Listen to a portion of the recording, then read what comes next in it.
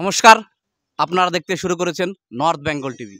আমি আশিস বিশ্বাস এই মুহূর্তে উপস্থিত হয়েছি উত্তর দিনাজপুর জেলার গোয়ালপুকুর বিধানসভার শাহাপুট্টু গ্রাম পঞ্চায়েতের শ্রীপুর গ্রামে, যেখানে বাংলা আবাস যোজনার টাকা অ্যাকাউন্ট থেকে উধাও হওয়ার একটি চাঞ্চল্যকর যে তথ্য, সেই তথ্য নিয়ে আজকে আমরা উপস্থিত হয়েছি এই শ্রীপুর গ্রামে। এবং যে ব্যক্তির মার অ্যাকাউন্ট থেকে এই বাংলা আবাস যোজনার টাকা উধাও হয়েছে, আমরা সেই ব্যক্তির বাড়িতে উপস্থিত হয়েছি।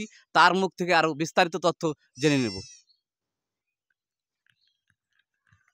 চলো, বলছি আপনার শোনা যাচ্ছে যে আপনার মার অ্যাকাউন্ট থেকে বাংলা আবাস যোজনার কিছু টাকা উধাও হয়ে গেছে, সেই বিষয়ে কি বলবেন? হ্যাঁ, ওই যে মিনতি রায়, ওই ওনার ছেলে হলো রাজু রায়, ওই আমার মাকে ডেকে নিয়ে ওই বলছে এখানে একটা ফিঙ্গারপ্রিন্ট দাও। কিন্তু আমার মা পড়াশোনা জানে না, তাই ফিঙ্গারপ্রিন্ট দিয়েছে।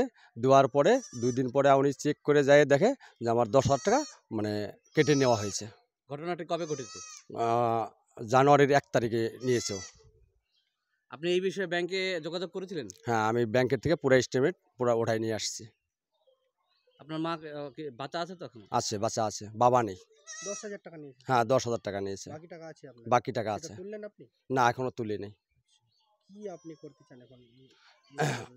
আমি এটা নিয়ে যাতে আমরা গরিব মানুষ, যাতে এই ধরনের ঘটনা কারোর সাথে না ঘটে, সেটারই মানে একটা বিচার চাই, সেইভাবে একটা তদন্ত হোক।